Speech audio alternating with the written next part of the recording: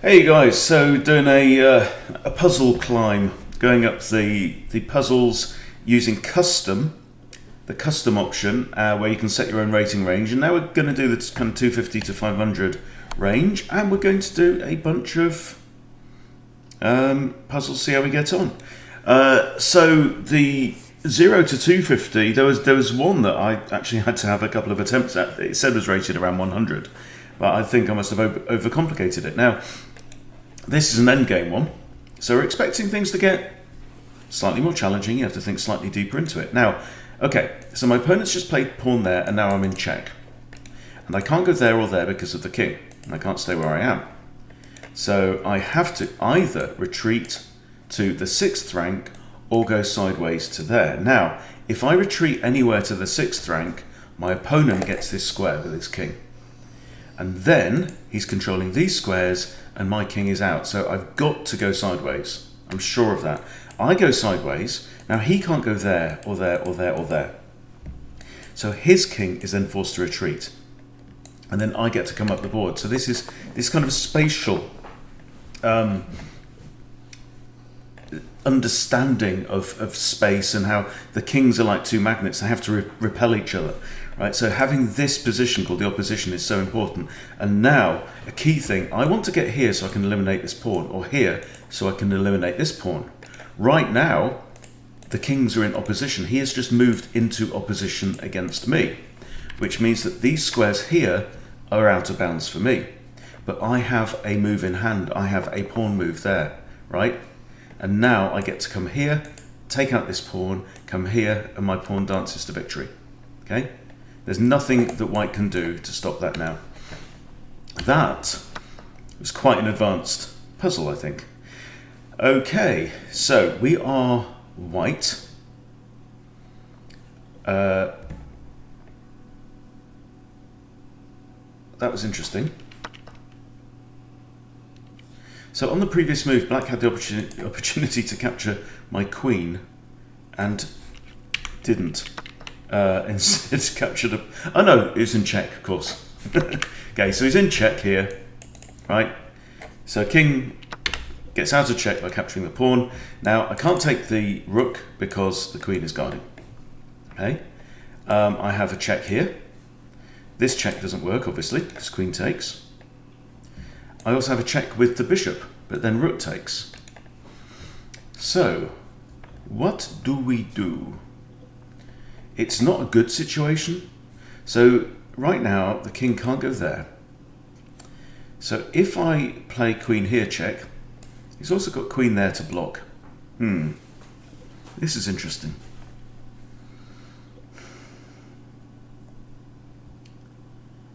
There. Oh, this is a discovery, right? Bishop here, check.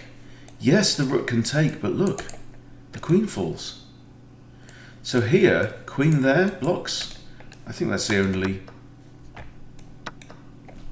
There you go. Right? You see how what you need to do with these puzzles is you need to take as long as it takes to read the board, right? And what you're learning to do is not just to read the board on a superficial level, but to see everything that was there. And it took me a while, right? I saw my queen was under threat. So the first thing that you go to, particularly as a beginner, and this is the big difference, one of the biggest differences between lower and higher rated players is that the beginner will see the first kind of layer of information that the board gives you and then stop reading the board, okay? But that would be a big mistake. So, oh no, my queen, I must move my queen. Yes, it's logical, but it's only logical in the absence of other things. For example, checks. So we're looking for checks. Check is the most forcing move there is because your opponent legally has to get out of check, okay? And this one happens to come with a discovered attack, okay? So it took me a while, but we got there. Okay, now, the first thing that I see is two attackers on this pawn, right?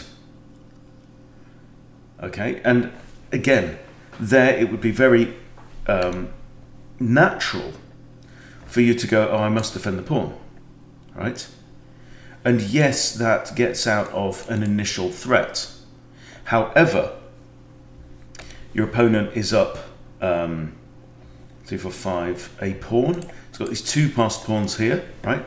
And if you just stop thinking at that point, you might miss the fact that there is actually, I believe, a checkmate in 1. Oh no, but it's mate in 2. Yeah? So the rook is controlling these, and the knight controls that, and the knight defends the rook. Okay, there you go. Interesting times. Now, this is fairly straightforward, actually, as endgames go. This is the square.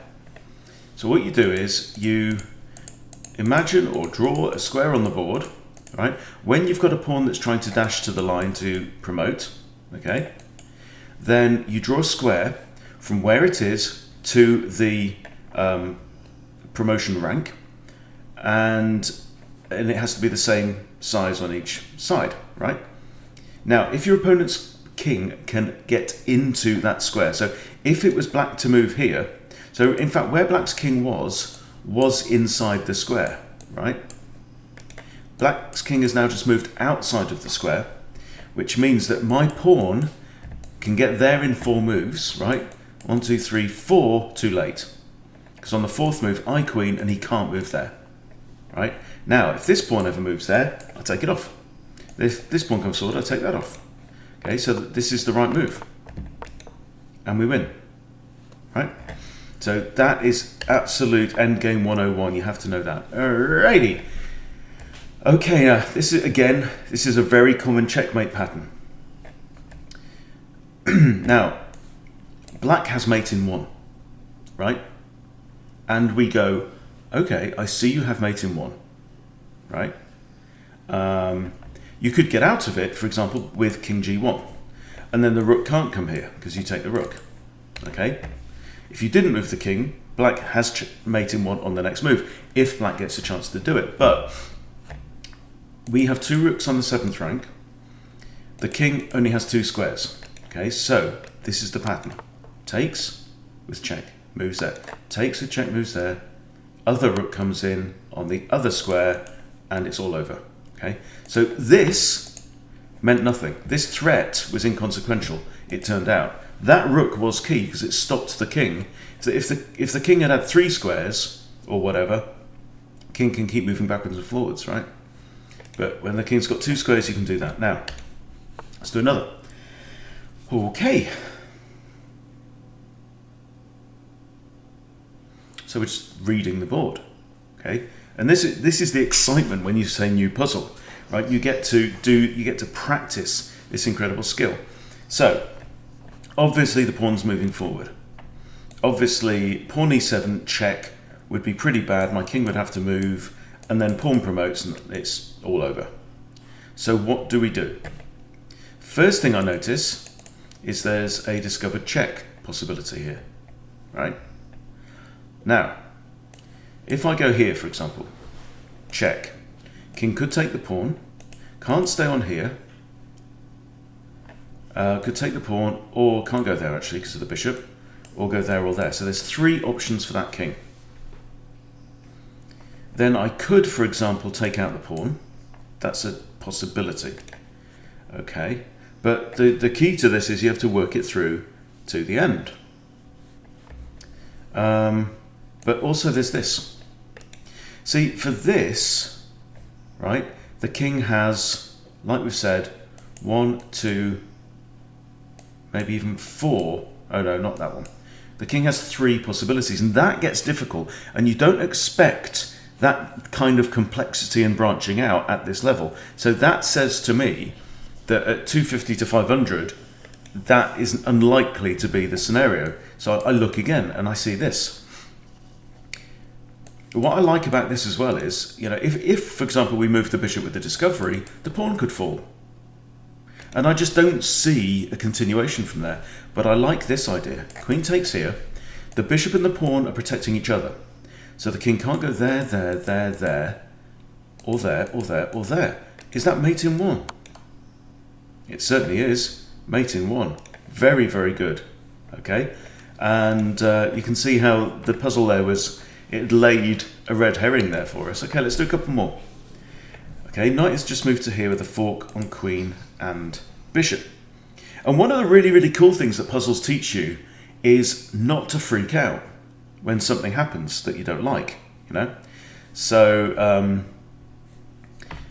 some people would go, oh no, my bishop. But obviously, I mean, you can defend your bishop. You could go there if it takes. But that's not how puzzles work, right? What we are doing is we are forcing a winning position or saving a losing position, right? So, first thing that jumps to mind is I have a check. Always look for checks. And if check here, the knight can't block, it's too far away. Queen can come here, but that's no good, because queen goes there. Okay, queen takes queen.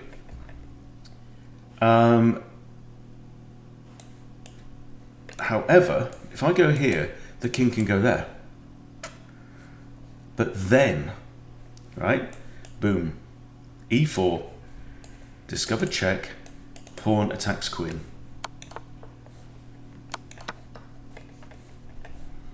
And we win the queen.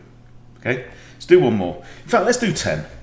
We've done 7 so far. Do 10 of each.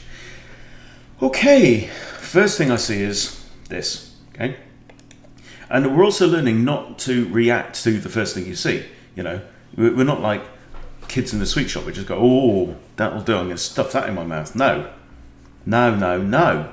Right now, check here, but then you have to calculate what happens. Check there. Okay, he's in check. Can he take the queen? No, because it's defended by the rook. Okay, so the queen's on here. Can he go there? No, still be in check. So he has to go there. Okay, and then what? Then what? Okay, now the king is in the corner behind these 2 pawns. Okay, this pawn's been eliminated, this guy here, right? He's out of the way. But then we actually have a forced mate, and it's a back rank mate. Because take there, king in the corner, and you have to remember this. This is a very common sacrificial idea. Queen there, and he's in check. The only legal move is rook takes, and now rook takes. And yes, we've given up our queen for a rook, but it doesn't matter because we've won. Yeah, so we're learning that killer instinct. When is it time to go in for the kill? Okay. Now, it doesn't matter what's going on here. Keep queen stacking, that's defended. I see this, defended by a bishop. Surely it's mate in 1. Yep. And that puzzle rating was 288. But it's good practice. Right. Ooh, okay. Interesting. Interesting. Black to move. And so the first thing you do is take a kind of a stock check. Black has 6 pawns, we have 2. And we have a bishop each. So we are way down in material. So what does the puzzle want me to do? Right, well, I'm noticing, you see with this structure here, these 2 pawns very often could be seen as a weakness, but they are guarding a lot of squares. Yeah? So look at this king. This king can't move there or there because of his own pieces. So in fact, look at that. Bishop e2, mate in 1. Bingo, there we go. Hot streak of 10. That's lots of fun. So this is the thing with puzzles, and I really recommend everyone to go into it. And yes, you can go into normal puzzles, right? And it'll give you puzzles that it'll start you easy, and then as you improve, it will give you puzzles that it thinks will be more challenging, okay? And then you get a puzzle rating. You can see your puzzle rating going up and down. But for me, I find that slightly stressful. And the point of puzzles isn't your stupid rating, right? If you want a rating, play competitive chess, play your rapid chess, okay? If you want to know how good you are. And, you know, like I said in the previous video, only play rated puzzles if you will enjoy seeing your rating going up and down. If not, just do this. Just go into, right, puzzles, okay, custom, select the range that you want to do, even if they're easier ones. But every day, do your puzzles, right? Because you will be put into situations that you've never seen before. Some of them, you know, many of them don't come from actual games. They've actually been just designed by people, right? And it will teach you, it will expand your chess vision and your mind, and it will force you to look at things that are outside of your normal patterns of behavior, right? And you will simply get better, right? Simple as that. Every day, get your puzzles done, 10, 15 minutes if you can. Play 1 or 2 games, promise you, you'll improve, right? I'll see you for 500 to 750 in the next video. Take care.